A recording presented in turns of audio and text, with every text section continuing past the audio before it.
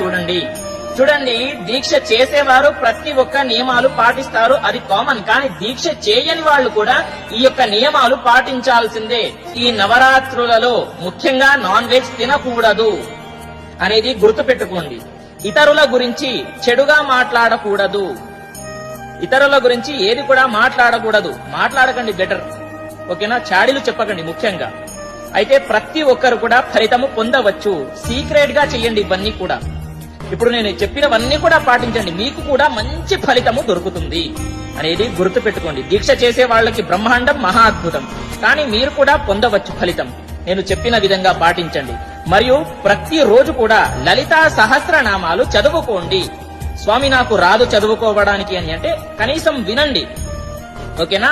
తరువాత ఒక మంత్రం ఉందండి, దీక్ష చేసే వాళ్ళకి కూడా దీక్ష చేయని వాళ్ళకి కూడా, ఓకేనా? ఈ యొక్క మంత్రాన్ని ప్రతిరోజు స్నానం